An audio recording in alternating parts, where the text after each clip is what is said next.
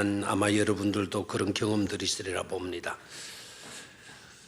착각한다는 사실, 착각하며 살 때가 많다는 사실입니다.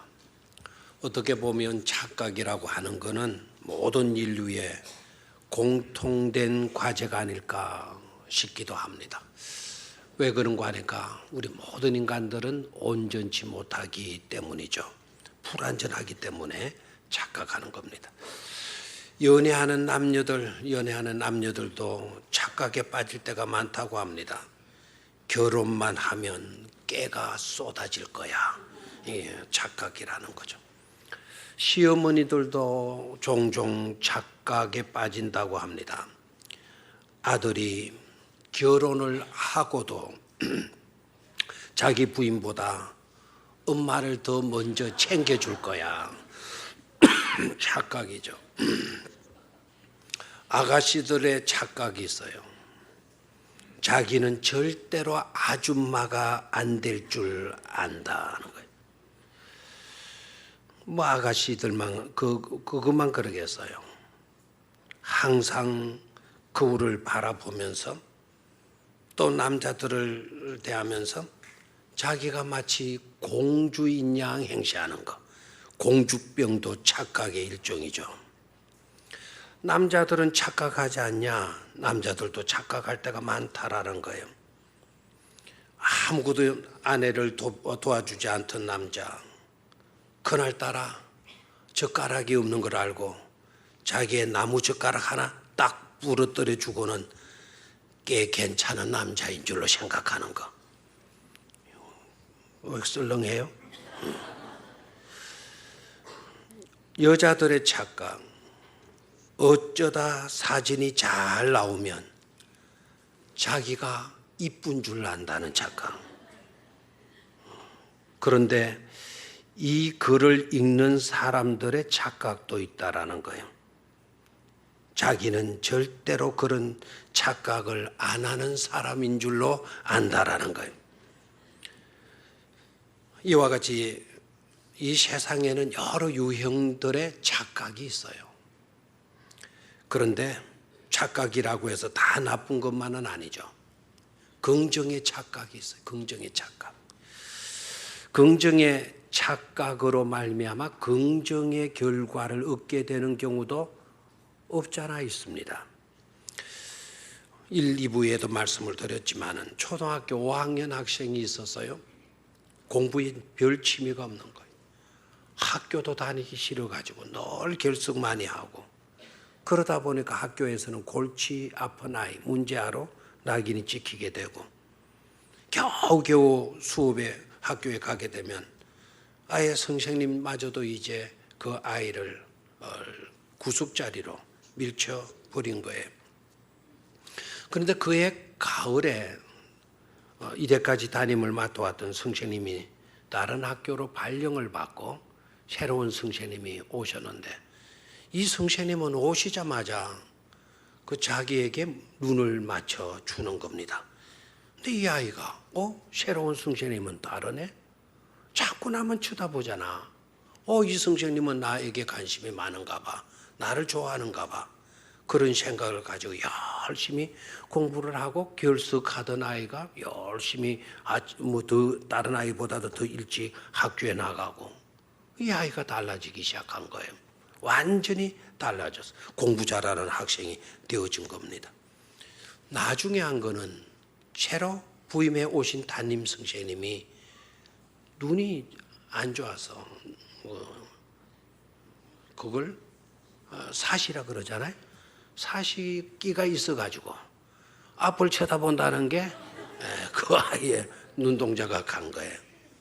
착각이었는데 이 아이가 착각이었는데 긍정의 착각을 한 거죠. 선생님이 나를 좋아하는가 봐. 착각을 해도 그런 착각은 괜찮은 거예요. 긍정의 결과를 가져온 것이기 때문에. 그런데 대다수의 착각은요, 그릇된 착각을 한다라는 거예요. 부정적인 착각을 하기 때문에 부정적인 뼈아픈 결과를 가져올 때가 많다라는 겁니다. 근간에 여러분, 우리 사회에서 일어나고 있는 사건들, 사고들 생각해 봐요. 서울에서 있었던 묻지마 살인 사건. 원인이 뭐였습니까? 그 여자는 전혀 이 남자를 알지도 못하는데 이 남자는 여성들이 나를 무시한다. 나를 이상하게 생각한다.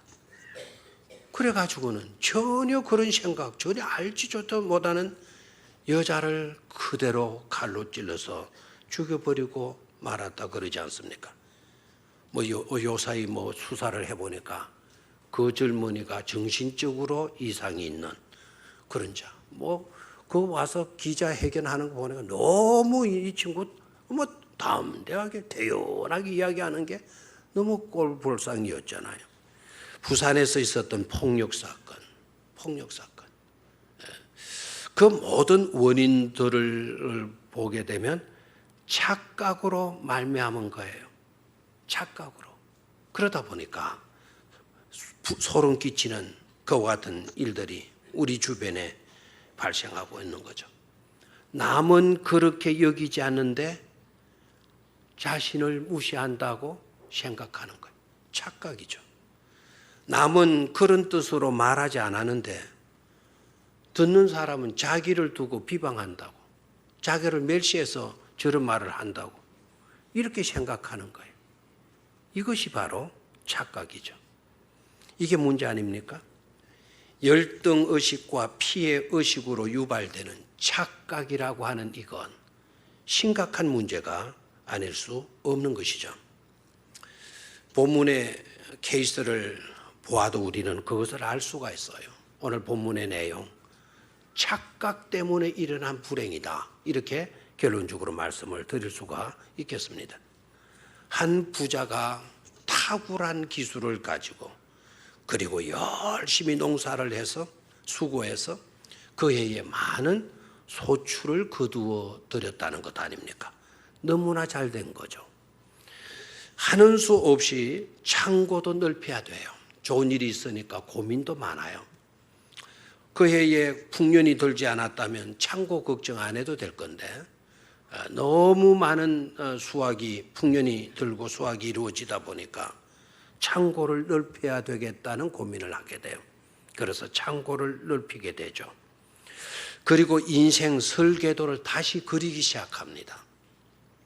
이만하면 이렇게 저렇게 살아갈 수 있다는 딴에는 완벽한 인생 설계를 하게 됩니다. 재산도 이렇게 늘어나고 했으니까 이렇게도 살고 저렇게도 살아갈 수가 있겠구나. 그래서 완벽한 인생 설계를 그리기 시작합니다. 그런데 안타깝게도 그 모든 계획들, 그 모든 설계들은 수포로 돌아가고 만 것입니다. 창고를 높인 게 헛수고가 아닌 것입니다. 창고 속에 많은 곡식을 들여 놓을 수가 있었기 때문에 헛수고가 된 건 아닙니다.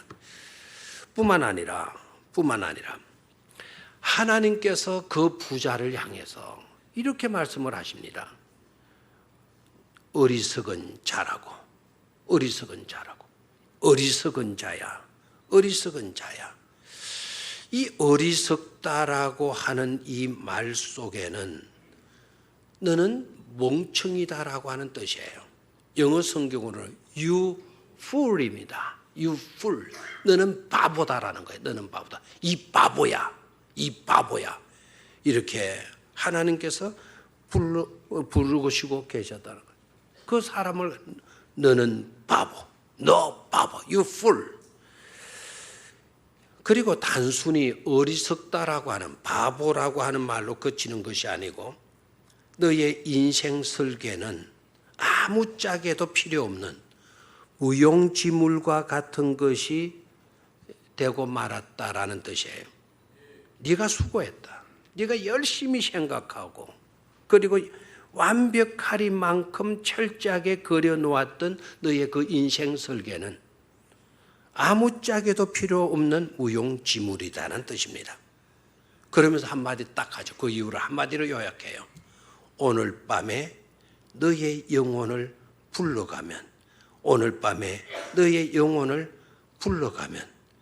그만이라는 것입니다. 영어 성경으로 보게 되니까 영어 성경으로 바로 이날 밤, this very night, 바로 이날 밤에 your life will be demanded from you. 너로부터 너의 생명을 내가 요구하겠다.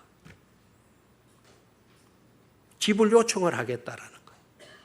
너는 네 생명 내게 내놓아. 이렇게 네게 요구하겠다라는 거예요. Then who will get? 그렇다면 네가 준비해 놓은 네 자신을 위해서 for yourself, 네 자신을 위해서 준비해 놓은 그 모든 것들이 무슨 소용이 있겠느냐, 이렇게 말씀을 해요. 오늘 저와 여러분들은 주님의 비유의 말씀을 통해서 부자의 인생, 오늘 이 본문에 등장하는 부자의 삶을 살펴보게 되어질 건데, 그 부자가 가졌던 착각을 보면서 얼마나 착각이 무서운 것인지, 그리고 혹 우리도 착각 속에 허우적거리고 있지는 않는지 우리 자신들을 살펴볼 수 있어야 하겠습니다. 자, 그러면 이만하면 됐지 뭐가 문제인데, 저는 오늘 이 부자의 사고방식을 딱 한 줄로 이렇게 정리할 수 있겠다 싶어서 제목을 잡았어요. 이만하면 됐지 뭐가 문제인데. 아마 이 부자가 착각한 내용이 바로 이와 같은 내용 아니었겠는가. 이만하면 됐지 뭐가 문제인데. 이것 자체가 착각에서 비롯된 것 아니겠는가 하는 것입니다. 첫 번째, 뭐가 문제인데에서 문제가 바로 뭐냐? 질문의 대상에서 문제점을 찾아볼 수가 있어요. 이 사람이 지금 심각한 착각에 빠져 있구나 하는 것을 발견할 수가 있어요. 자, 질문의 대상, 누구에게 질문을 하느냐? 질문의 대상을 누구로 삼고 있냐? 17절을 같이 읽도록 하겠어요. 시작. 심중에 생각하여 이르되 내가 곡식 쌓아둘 곳이 없으니 어찌할까 하고, 어찌할까 질문하는 거예요. 어떻게 할꼬? What shall I do? 내가 어떻게 해야 되나? 어찌할까? 누구에게 질문을 하는 겁니까? 자기가 자기에게. 그래서 질문의 대상을 자기 자신으로 삼고 있다라는 거예요. 자신의 미래를 같이 염려해 줄 상대가 자기밖에 없었다라는 거예요. 무엇을 알 수가 있습니까? 심각한 내 미래를 물어보고 의논해 볼 상대가 없다라는 것은 극단적 개인주의가 이미부터 만연해 있는 그런 상황이었다라는 것을 우리는 엿볼 수가 있을 것입니다. 그리고 이 사람의 설계 속에서 발견되어지는 것이, 그러다 보니까 그저 납니다. 나. 자신은 많이 들어있지만 다른 사람들에 대해서는 전혀 한마디도 언급되지 않고 있어요. 특히 하나님에 대해서는 한마디도 언급하지 않고 있다라는 거예요. 단 한마디도 하나님을 언급하지 않고 있다라는 것은 하나님께 단 한마디의 기도도 드리지 않고 있다는 것을 깨달을 수가 있죠. 계획을 세운 것이 잘못이 아닙니다. 인생을 살아가면서 계획 없이 사는 것보다 계획하면서 사는 것이 훨씬 잘 살 수 있는 지혜로운 방법이 될 것입니다. 그런데 문제는 계획을 세우긴 했어도 하나님을 위한 계획은 한 군데도 나타나지 않고 순전히 자기 위주의 계획만 하고 있다라는 것입니다. 그것도 그럴 수밖에 없는 것이 남이 없으니까, 물어볼 상대가 없으니까. 사람이 없다 할지라도 우리에게는 하나님이 계시지 않습니까? 하나님께 묻고 하나님께 기도 한마디라도 하고 인생 설계를 했다고 한다면 문제되지 않을 수도 있었을는지 몰라요. 그런데 이 사람은 묻지 않아요. 극단적 이기주의, 자기밖에 없는 세상을 자기만을 위해서 살아가고 있었던 것이죠. 우리는 그와 같은 전철을 절대로 밟아서는 안 될 줄로 믿습니다. 자신의 생각, 자신을 너무 가신해서도 안 될 줄로 믿습니다. 절대로 자기 당착에 빠져서도 안 될 줄 믿습니다. 나는 괜찮다, 나는 다 안다, 나는 부족한 것이 없다, 나만큼 온전한 사람이 어디 있겠어. 철저하게 그와 같은 것에 사로잡히면 사로잡힐수록 그것은 자기를 당착화시킨다, 자기 당착화에 빠지고 있는 것이다 라는 것을 깨달아야 할 것입니다. 무슨 일을 하든지 하나님께 묻고 하나님의 응답을 받는 삶을 사시기를 축원합니다. 우리는 역사의 주관자들이 아닙니다. 역사의 주관자는 오직 예수 그리스도밖에 없습니다. 두 번째, 이만하면 됐지 뭐가 문제인데 에서 두 번째 문제점은 바로 무엇인가 하면 설계도의 내용이에요. 설계도의 내용. 이 사람이 그린 설계도의 내용에 문제가 있는 것을 볼 수가 있습니다. 자신은 이만하면 됐지 뭐가 문제인데 착각하고 있지만, 그러나 우리가 이 사람이 그린 설계도의 내용을 들여다보면 심각한 착각에 빠져 있는 것을 발견하게 돼요. 자, 오늘 성경 본문 말씀 18절 19절을 같이 읽도록 하겠습니다. 시작.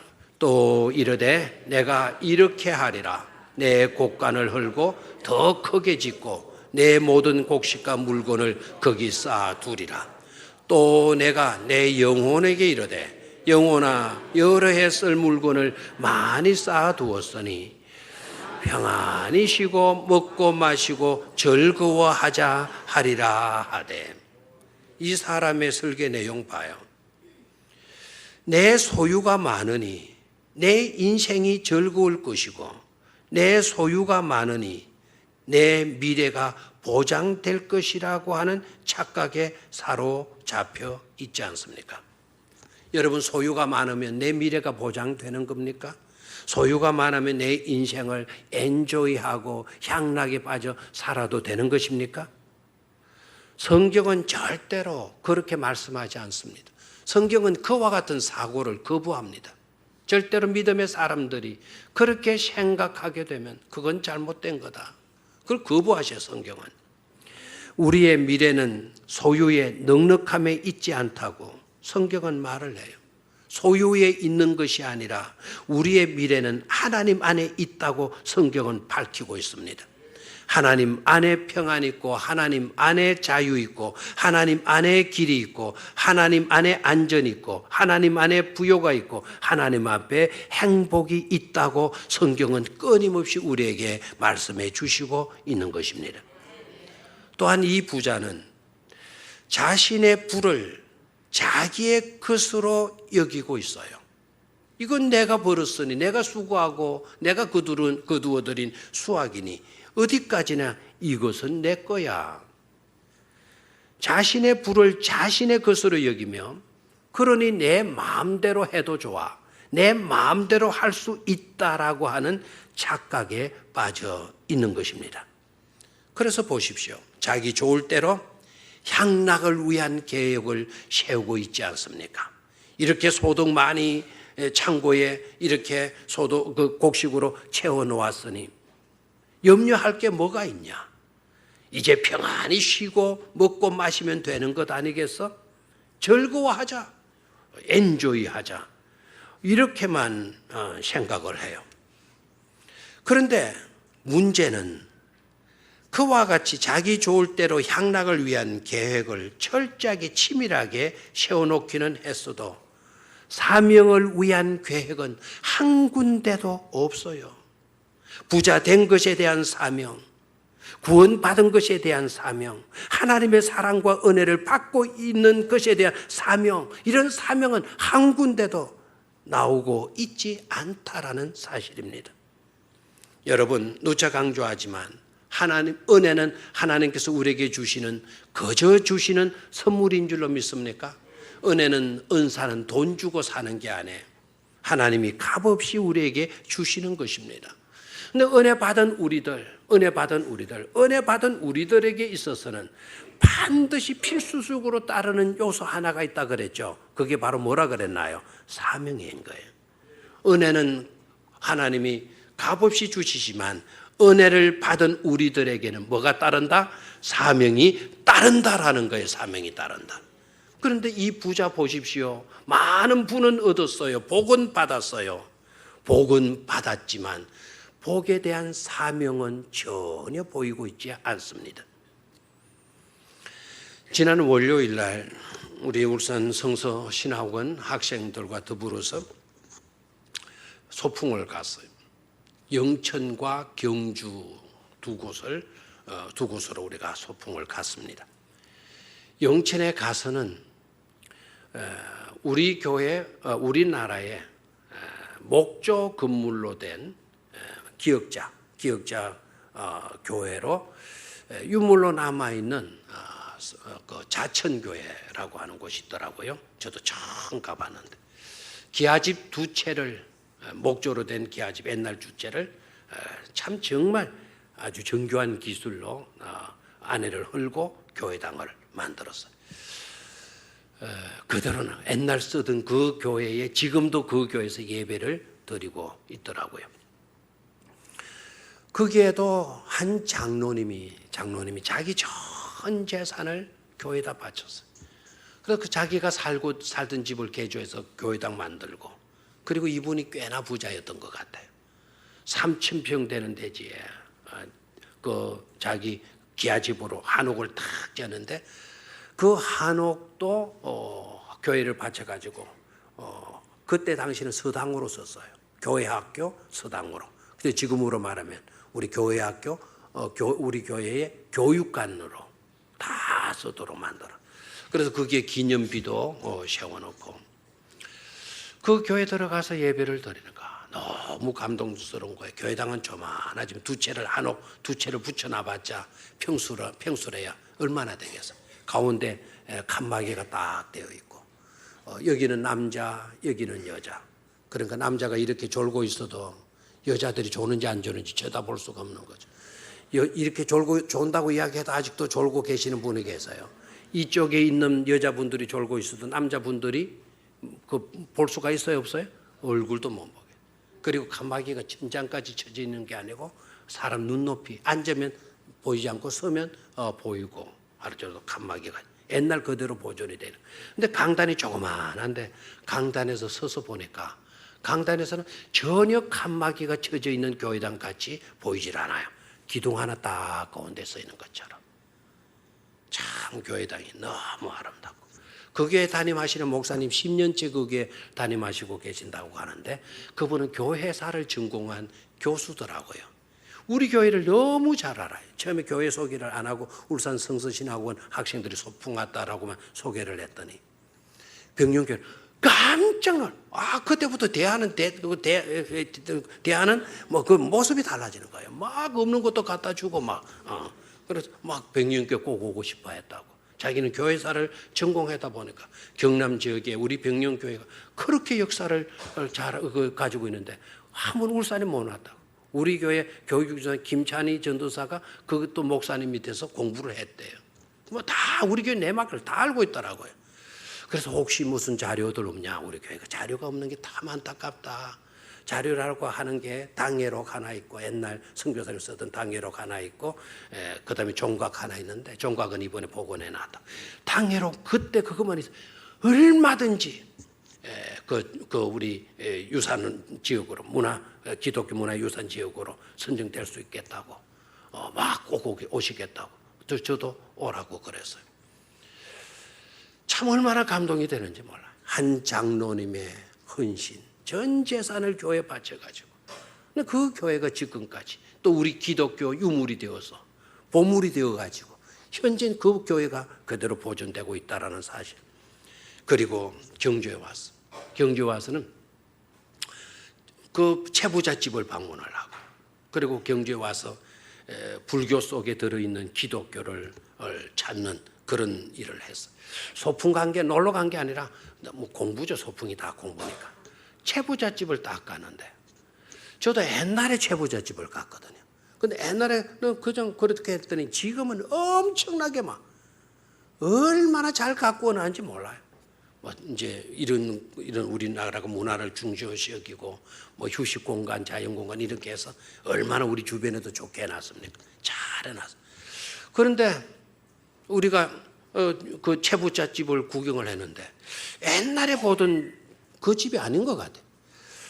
그래서 옛날에 제가 와서 채부잣집 사는 데는 그 정원도 아주 좋았고, 그리고 거기에 물고기도 키우고 하는 그런 데가 있었던 것 같은데 이거 아닌 것 같은데, 그러니까 그 안내하시는 채부잣집 후손 되시는 분이 아닌데 여기가 맞는데요.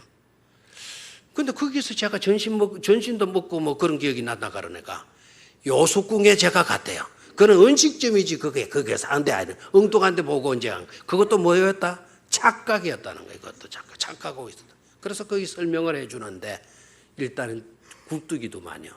섬들 밑에 굴뚝이 들어가 있어요. 대개 굴뚝은 여러분 뭐 플라스틱을 세우거나 나무를 싸가 돌을 싸가 굴뚝을 높이 올리잖아요. 채부자가 절대로 굴뚝을 세우지 마라. 굴뚝은 땅에 깔아라. 이유가 뭔 줄 알아요? 부잣집이라고 해서 굴뚝 높이 세우면 연기가 올라갈 건데, 저 주변의 사람들 배고파서 오늘 저녁 굶고 사는 사람들이 부잣집에 연기 올라가는 거 보고 얼마나 서러워하겠냐. 그러니까 절대로 있다고 굴뚝 세워서 가시하려고 들지 말고 섬들 밑으로 굴뚝을 깔아라. 그래서 연기가 땅에 깔리도록, 멀리서 보지 않도록. 그 부자로 당당하고 목에 힘주고 산 게 아니라 가난한 사람들, 못 사는 사람들을 얼마나 생각하고 있냐 이거예요. 그리고 그분의 한 이야기들 5가지로 만들어 놨다 그러잖아요. 자기가 살고 있는 경내에서 40km 안에는 굶어 죽는 사람이 없도록 해라.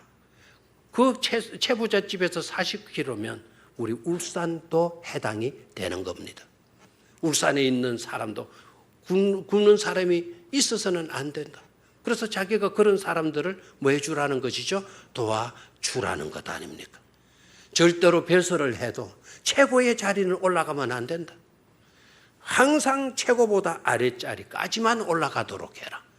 세상이 이렇게 생각하고 이렇게 가르치고 이렇게 가훈으로 삼아가지고 자손들에게 물려주는 부자가 어디 있겠어요? 아마 예수님이 이 시대에 살았다고 한다면 이 어리석은 부자의 비유도 하셨겠지만 실제적으로 실화로 채부자 이야기를 쓰시지 않았겠는가, 하시지 않았겠는가 생각을 합니다. 사랑하는 성도 여러분, 우리가 부자가 되었습니까? 남들보다 많이 배웠고 남들보다 많이 가졌고 남들보다 잘 살고 있습니까? 그렇다고 한다면 여러분, 그것으로 내 좋을 대로 내가 하고자 하는 모든 것들을 하려고 과시하는 그런 삶이 아닌, 오히려 너를 배려해 주고 그 복에는, 그 은혜는 사명이 따르는 것임을 깨닫고 그들을 돕는 삶을 살 수 있게 되기를 주의 이름으로 축원합니다. 원래 우리 교회 표어가 뭡니까? 너는 복이 될지라. 복 받아가지고 부자가 되고 복 받아가지고 복된 여러분 자신들이 복이 많은 그런 사람으로 끝이라는 말이 아닙니다. 누군가에게 복이 되어주는, 설계도를 그려도 나만을 위한 설계도를 그리지 말고 여러분들을 위해서 몰살고 불쌍한 못 배운 사람들을 위해서도 설계도를 그릴 수 있어야 된다 이 말입니다. 우리에게 주신 은혜와 복이 나만을 위한 것이 아니기 때문에 그렇습니다. 착각하지 말아야 될 것입니다. 마지막 3번째로 설계의 한계성입니다. 설계의 한계성. 자, 이 사람의 설계가 어디까지였는가? 19절을 다시 19절 20절을 같이 읽도록 하겠습니다. 시작. 또 내가 내 영혼에게 이르되 영혼아, 여러 해 쓸 물건을 많이 쌓아두었으니 평안히 쉬고 먹고 마시고 즐거워하자 하리라 하되 하나님은 이르시되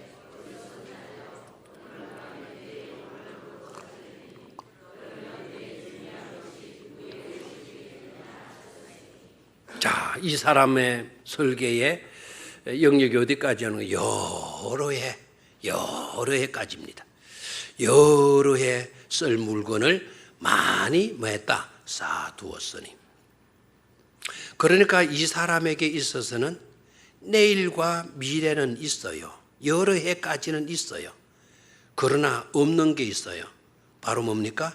영원을 놓치고 있다라고 하는 것입니다. 영원을 놓치고 있어요. 착각하고 있는 겁니다, 지금. 여러분, 내일과 미래라고 하는 것은 오늘이 가고 내일이 가면 또 내일이 오고 또 해서 마치도 그것이 영원으로 이어지는 것처럼 보이지만은 우리가 생각하고 있는 그 여러 해는 언젠가 끝날 날이 있어요, 없어요? 마지막 날이 올까요, 오지 않을까요? 마지막 날이 오고 말 것입니다. 그런데 여러 해까지는 있는데 마지막이 오지 않을 것으로 생각하고 여러 날까지만 설계하고 있다라는 거예요. 심각한 착각을 하고 있는 것이죠. 영혼에 대한 설계를 하지 못하고 있는 것입니다. 오늘 이 말씀을 묵상하고 하게 되는 저는 어떻겠고 여러분은 어떻습니까? 언연 중에 우리도 난 왜라고 생각하고 있는 것은 아닐지 모르겠어요. 나는 아니야. 나는 영원히 있는 것을 알고 영원을 철저하게 준비하며 살고 있어. 자신 있게 이렇게 고백할 수 있다고 한다면 여러분들은 지혜로운 성도일 것입니다. 그런데 그렇게 대다수 안 여겨요. 이 세상이 전부인 것처럼 여러 해가 완전히 우리에게 영원인 것처럼 착각해가는 그런 경우들이 없지 않습니다. 이 사람은 여러 해를 설계했지만 그 설계에 또 한 가지의 한계성은 뭐인가 하니까 오늘 밤을 모르는 거예요. 정작 오늘 밤을 모르고 있습니다. 그래서 우리 주님께서 딱 말씀하시죠. 오늘 밤에 네 영혼을 말하니 도로 찾으리니 그러면 네 준비한 것이 누구의 것이 되겠느냐? 네가 애써서 설계해 놓은 모든 설계들이 무슨 소용이 있겠느냐? 이렇게 말씀을 하시고 계십니다. 여러분, 아무리 우리가 철저하게 계획한다 하더라도 오늘을 놓칠 수가 없는 것이고 또 우리가 철저하게 완벽하게 준비한다고 하더라도 우리는 항상 부족한 것임을 깨닫고 하나님께 전적으로 순종하고 의지하는 삶을 살 수 있어야 될 줄로 믿습니다. 우리의 영혼은 소유 때문에 평안해지는 것이 아니고 우리의 영혼은 주님과 교통하는 가운데서 생기가 도는 줄로 믿습니다. 주님과 교통하는 가운데서 생기가 돌고 평안이 찾아오고 기쁨이 깃들게 되어지는 줄로 믿습니다. 자신에 대해서는 부요했으나 하나님께 대해서는 가난뱅이에 지나지 않는 삶을 살 것이 아니라 우리는 여러 해를 지나 영혼을 준비하는 자로 살아야 되고 자신에게 대해서는 가난하고 하나님께 대해서는 부요한 자로 우리가 살아갈 수 있어야 될 줄로 믿습니다. 그런 은혜가 우리 모두에게 함께하기를 주의 이름으로 축원합니다. 이만하면 됐지 뭐가 문제인데 착각 속에 빠져있던 부자의 전처를 밟지 않게 하여